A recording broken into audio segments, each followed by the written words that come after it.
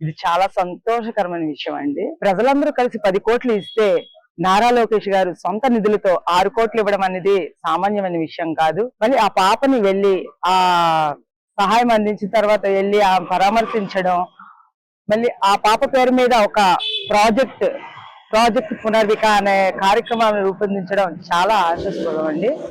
అలా సహాయం చేయడం అనేది మామూలు విషయం కాదు. చాలా సంతోషిస్తున్నాం. చాలా చాలా సంతోషం అనిపిస్తుందండి. అసలు చాలా అభినందించగల విషయం అండి. ఎవరైనా వస్తే సహాయం చేస్తారు, మళ్ళీ పలకరించరు, ఏదో చేశామని ఊరుకుంటారు. కానీ మళ్ళీ హాస్పిటల్కి వెళ్ళి ఆ పాపని దగ్గర నుంచి చూసి ఇంకేమైనా అవసరతలు ఉంటే అండగా మేమున్నాము, నేనున్నానమ్మా అని చెప్పి భరోసా ఇవ్వడం అనేది చాలా సంతోషకరమైన విషయం. ప్రాజెక్ట్ పునర్విక అనేది ఒక ఇది పెట్టడం చాలా సంతోషకరమైన విషయం.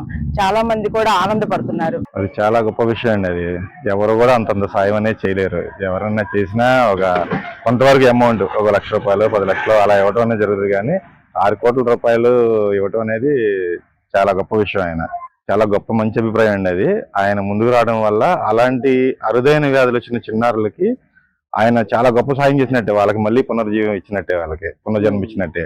అసలు ఆయనకి చాలా అలాంటి ఆలోచన రావడం చాలా గొప్ప విషయం అండి. ఆయనకున్న గొప్ప మనసు, వాళ్ళ ఫాదర్ కానీ వీళ్ళు కానీ. గతంలో టీడీపీ గవర్నమెంట్ లో మేము కూడా సీఎం రిలీఫ్ ఫండ్ ద్వారా మా బాబుకి అనారోగ్యం పాలైనప్పుడు మేము కూడా సాయం పొందిన వాళ్ళమే. అంతంత అమౌంట్ సాయం చేస్తారని అనుకోలేదు.